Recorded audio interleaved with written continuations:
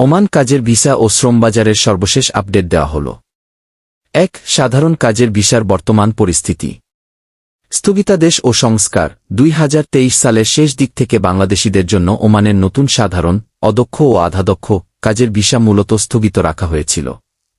সে সময় মূলত দেশটিতে অবৈধভাবে অবস্থানরত প্রবাসীদের বৈধতা প্রদান এবং শ্রমবাজার সংস্কারকে প্রাধান্য দেওয়া হয়েছিল।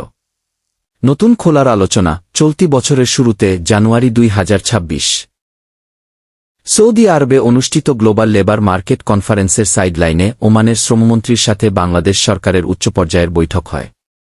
সেখানে ওমান সরকার নির্দিষ্ট প্রক্রিয়ার মাধ্যমে বাংলাদেশি কর্মীদের জন্য ভিসা প্রক্রিয়া পুনরায় চালুর ইতিবাচক আশ্বাস দিয়েছিল। তবে সাধারণ ক্যাটাগরিতে এটি এখনও পুরোপুরি ও উন্মুক্তভাবে স্বাভাবিক হয়নি, বরং নির্দিষ্ট কোটা ও শর্তসাপেক্ষে প্রসেস হচ্ছে। ২. বিশেষ ও পেশাগত খাতের সুযোগ। দক্ষ কর্মী ও পেশাজীবী। ওমান সরকার চিকিৎসক, প্রকৌশলী, নার্স, শিক্ষক এবং অ্যাকাউন্ট্যান্টের মতো উচ্চ দক্ষ বা প্রফেশনাল ক্যাটাগরির পেশাজীবীদের জন্য ভিসা প্রক্রিয়াকরণে তুলনামূলক নমনীয়তা বজায় রেখেছে।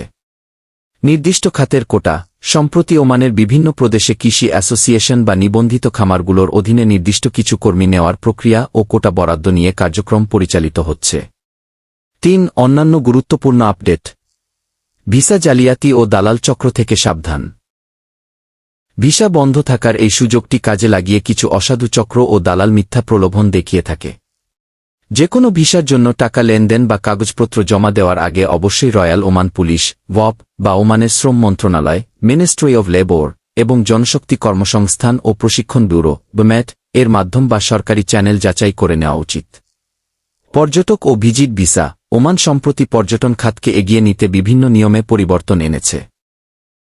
তবে সাধারণ ভিজিট ভিসা বা ট্যুরিস্ট ভিসা থেকে সরাসরি দেশটিতে গিয়ে কাজের ভিসায় রূপান্তর করার সুযোগ বর্তমানে অত্যন্ত সীমিত এবং কঠোর নিয়মের আওতাধীন।